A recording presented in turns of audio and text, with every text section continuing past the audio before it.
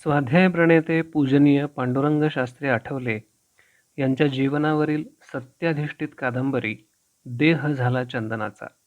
लेखक राजेंद्र खेर. वाचक स्वर राहुल सराफ. भाग 49.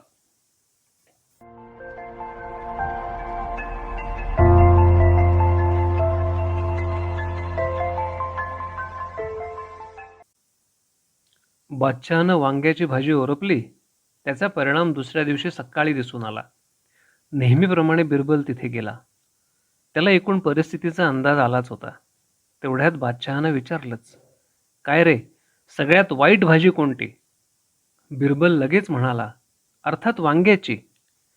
बादशहानं कारण विचारताच तो म्हणाला, अहो, त्याच्या दाढीला काटेसुद्धा असतात, जपून हात घालावा लागतो. मेथड ऑफ डिफरन्स आणि मेथड ऑफ ॲग्रीमेंट या लॉजिकच्या गोष्टी इथे येतात. बिरबल बादशहाची गोष्ट ऐकून सर्वांना हसू फुटलं होतं. आपलं हसू आवरून दिवेकरांनी म्हटलं, काही असलं तरी वर्ग संघर्षातूनच मानव समाजाचा विकास झालाय. प्राथमिक साम्यवाद, गुलामगिरी, सरंजामशाही, भांडवलशाही आणि समाजवाद हेच समाजाच्या विकासाचे मुख्य टप्पे आहेत. समाजवादी समाजातच सर्वात प्रथम शोषित वर्ग हा अधिकारारूढ होतो आणि त्यामुळे अशा समाजात श्रमिक वर्गाच्या कल्याणाच्या दृष्टीनं पावलं उचलली जातात. पांडुरंग शास्त्री किंचित हसून म्हणाले, तुम्ही मला एंजल्सचे विचार सांगताय? हो, पण समाजवादातही वर्गसंघर्ष नाहीसा होत नाही, त्याचं काय? एंजल्सच म्हणतो, समाजवादाची जसजशी सरशी होत जाईल तसतसा वर्गविरोध नाहीसा होऊन त्या ठिकाणी वर्गविरहित समाज निर्माण होऊ शकेल. हा भ्रम आहे तुमचा. 1870 खऱ्या अर्थानं मार्क्सवाद सुरू झाला, पण तो जेमतेम 100 वर्ष टिकतो की नाही याचीही शाश्वती देता येत नाही. 2000 साल तर तो मुळीच बघणार नाही, कारण पायाच मुळी चुकीचा आहे. मग त्यावर उभारलेलं भांडवल किती दिवस तग धरील? मानव हा अर्थप्रधान अथवा लिंगप्रधान प्राणी आहे. मानवी जीवनातले सर्व व्यवहार अर्थमय किंवा काममय आहेत असं मार्क्स आणि फ्राईड हे सांगतात.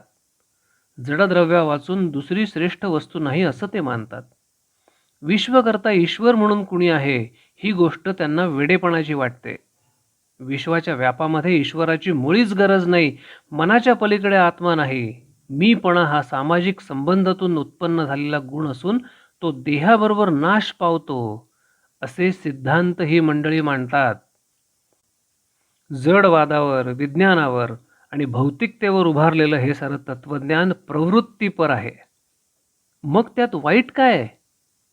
दिवेकर, विज्ञान ही शक्ती आहे हे मान्य. ती वाईट नाही आणि चांगलीही नाही. तिचा उपयोग करणारी माणसं जशी असतात तसा तिचा चांगला अथवा वाईट परिणाम घडत असतो. प्रस्तुत काळाचंच उदाहरण बघा. जडवाद आणि त्याला मदत करणारं विज्ञान या दोन्ही घटकांनी प्रत्येक संस्कृतीचं बहिरंग पार बदलून टाकलं आहे. जडवादानं आणि विज्ञानानं निर्माण केलेली जीवन पद्धती आणि जीवनाविषयीचा दृष्टिकोन माणसाची माणुसकी लुप्त करून टाकणार आहे. 2 महायुद्धांनीच ती गोष्ट सिद्ध करून दाखवली आहे. मानवी जीवनात पैशाला सर्वश्रेष्ठ स्थान मिळालंय. अर्थस्य पुरुषो दासः हे व्यासवचन आज खरं ठरलंय. पैशापुढे माणुसकी, प्रेम, धर्म, देश, नीती या गोष्टींचं महत्त्व मुळीच वाटेनासं झालंय. पांडुरंग शास्त्रींनी सर्वांकडे आळीपाळीनं बघितलं. आपलं म्हणणं त्यांना मनातून पटतंय हे त्यांना समजून येत होतं. ते पुढे म्हणाले, समाजातून कृतज्ञता आणि वात्सल्य नष्ट होतं तेव्हा भौतिकवादी लोक उभे राहतात. वात्सल्य घटलं म्हणजे घराचं घरपण संपतं. ही राक्षसी वृत्ती आहे. राक्षसांना सर्वांना अशांत ठेवायचं असतं.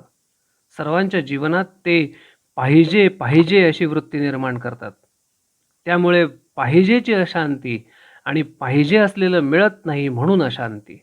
या अशांतीमुळे समाधान, प्रेम, जिव्हाळा या गोष्टी नष्ट होत चालल्या आहेत. रोजच्या व्यवहारात कितीतरी माणसं एकमेकांच्या जवळ येतात, पण त्यांच्यात प्रेम नसतं. सारंच यंत्रवत. विज्ञानमय जीवन हे जडवादी संस्कृतीचंच व्यक्त रूप आहे आणि यंत्र ही त्याची खूण आहे. तळेकरांनी मध्येच विचारलं, विज्ञानानं आज केवढी भरारी मारली आहे ते नाही का तुम्हाला दिसत? अवश्य मारली आहे. पण आता मी म्हटल्याप्रमाणे विज्ञान हे वाईटही नाही आणि चांगलंही नाही. आधुनिकीकरणाला माझा मुळीच विरोध नाही. पण आज विज्ञानाचा उपयोग कशासाठी होतो आहे? माणसाला मारण्यासाठी? माणसानं आज जंगली पशूंचं स्वातंत्र्य नष्ट करून टाकलंय. तद्वत विज्ञानमय संस्कृतीनं माणसाचं स्वातंत्र्य नष्ट करून टाकलंय. माणूस स्वत्व हरवून बसलाय. क्षणभर थांबून त्यांनी पुढे म्हटलं, समाजवादी विचारसरणीनुसार सर्व प्राणी आणि माणूस हा निसर्गापासून म्हणजेच जड द्रव्यापासून बनलेला सजीव गोळा आहे. मग माझा असा प्रश्न आहे, माणसाला इतर प्राण्यांपेक्षा स्वतंत्र मान देण्याचं कारणच काय? मार्क्स तेच सांगतो, सर्वांना समान न्याय, संपत्तीचं सर्वांना समान वाटप, घोडा आणि गाढव सारखेच. इथे लेनिननं फार मोठं परिवर्तन घडवून आणलं. पात्रतेनुसार काम आणि कामानुसार दाम. पण मुळातच हे सारं तत्वज्ञान जडवादावर आधारलेलं आहे. त्यानं काहीही साध्य होणार नाही. वित्त ही क्रिएटिव्हिटी असू शकत नाही. त्यामुळे दास कॅपिटल फोल आहे. विज्ञानाचा अवश्य वापर करा, काळानुसार तो आवश्यकही आहे. पण विज्ञानाला भक्तीची आणि प्रेमाची जोड दिली तर? भक्ती आणि प्रेमाच्या बळावरच माणूस घडू शकतो आणि पर्यायानं समाज ऊर्जितावस्थेला येतो. अन्यथा मार्क्सवादाप्रमाणे माणूस आणि घोडा यांच्यात फरक कोणता उरला? मार्क्सवाद उद्या टिकणार नाही हे माझं भाकीत लक्षात ठेवा. पण आमची हजारो वर्षांची वैदिक परंपरा आणि ऋषीमुनींनी महत् परिश्रमानं उभं केलेलं तत्वज्ञान आजही कसं का होईना प्रचलित आहे. भक्ती आणि प्रेमावर ते आधारलेलं आहे. साधी गोष्ट आहे. विज्ञान माझ्यासाठी का मी विज्ञानासाठी? आमचं तत्वज्ञान भौतिकतेचा दास व्हायला शिकवत नाही, म्हणूनच ते श्रेष्ठ आहे. प्रेम आणि भक्तीमुळेच माणसाचं माणूस पण टिकून राहतं. हा केवढा विचार आमच्या तत्वज्ञानानं दिलेला आहे. गीतेचा, उपनिषदांचा आणि वेदांचा पूर्वग्रहदूषित बुद्धीनं अभ्यास न करता त्यातलं मर्म जाणून घ्या. तेव्हाच तुम्हाला त्याचं महत्त्व समजेल. भक्तीकडेही तशा दृष्टीनं बघू नका. आजची भक्ती अंधश्रद्धेत आणि कर्मकांडात अडकून पडली आहे हे मान्य, पण ते भक्तीचं खरं स्वरूप नाही. भक्तीही समजून घ्या. भक्ती ही समज आहे, वृत्ती आहे. इतकं प्रदीर्घ बोलून पांडुरंग शास्त्री झटकन आपल्या जागेवरून उठले. दिवेकर, तळेकर, देशमुख, जावडेकर आणि इतर साम्यवादी मंडळी त्यांच्या आवेशाकडे अवाक होऊन बघतच राहिले. आपला पांढरा शुभ्र सदरा थोडा एकसारखा करत ते म्हणाले, भेटूया पुन्हा केव्हा तरी. आता मला गेलं पाहिजे. आपल्या जागेवरून उठत दिवेकर म्हणाले, पण आमच्या मनात अजून शंका आहेत ना. देशमुख लगेच म्हणाले, साम्यवादावरची तुमची टीका आम्ही ऐकली. आम्हालाही वैदिक संस्कृतीबद्दल तुम्हाला प्रश्न विचारायचे आहेत. तळेकरांनी हसत म्हटलं, गीतेवरचे आणि वैदिक संस्कृतीविषयीचे आमचे प्रश्न अवघड असतील. समर्पक उत्तर देणं तुम्हाला कदाचित शक्य होणार नाही. पांडुरंग शास्त्री मोठ्या आवेशात तेव्हाच उत्तरले, अहो, मी काय मैदानातून पळून जात नाही म्हटलं. परवा मी पुन्हा येतो. आता होऊनच जाऊ द्या. तुम्ही मला अर्थकारण, तत्वज्ञान, मानसशास्त्र, समाजशास्त्र आणि राजकारण या 5 विषयांमधले कोणतेही प्रश्न विचारा. मला समर्पक उत्तर देता आले नाहीत आणि मी हरलो तर तुम्ही सांगाल ते मी करीन. गीता सुद्धा टाकून देईन. पण तुम्ही हरलात तर मी सांगेन ते तुम्हाला करावं लागेल. तुम्हाला वेदांत वाचावा लागेल. मान्य आहे? एकदम मान्य. आपापल्या जागांवरून उठत सर्वजण एकसुरात म्हणाले होते. सर्वांचा निरोप घेऊन पांडुरंग शास्त्री तडक तिथून बाहेर पडले. एव्हाना संध्याकाळ झाली होती. कुलाबा परिसरातली वर्दळ हळूहळू कमी व्हायला लागली होती. व्हिक्टोरियांची ये जा तेवढी चालू होती. त्यांच्या चाकांचा आणि पुढे बांधलेल्या घोड्यांच्या टापांचा आवाज वातावरणात घुमत होता.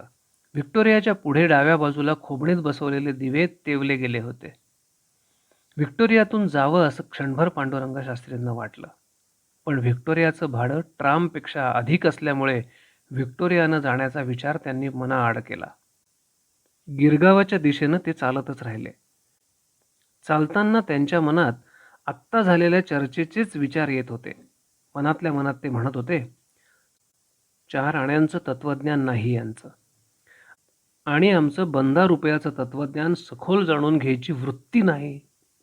विकृत दृष्टीनंच आमच्या तत्वज्ञानाकडे बघायचं. चुकीचा चष्मा वापरायचा, मग सरळ दिसेल कसं? याप्रमाणे मनात विचार चालू असतानाच त्यांनी सहजगत्या मागे वळून बघितलं. मागून एक ट्राम येताना त्यांना दिसली. चटकन त्यांनी ट्राम पकडली आणि ते घरच्या वाटेला लागले. ते घरी येऊन पोहोचले तेव्हा वेगळाच प्रसंग उभा राहिला होता.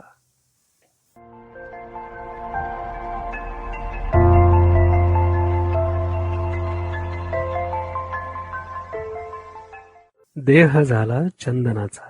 लेखक राजेंद्र खेर. वाचक स्वर राहुल सराफ.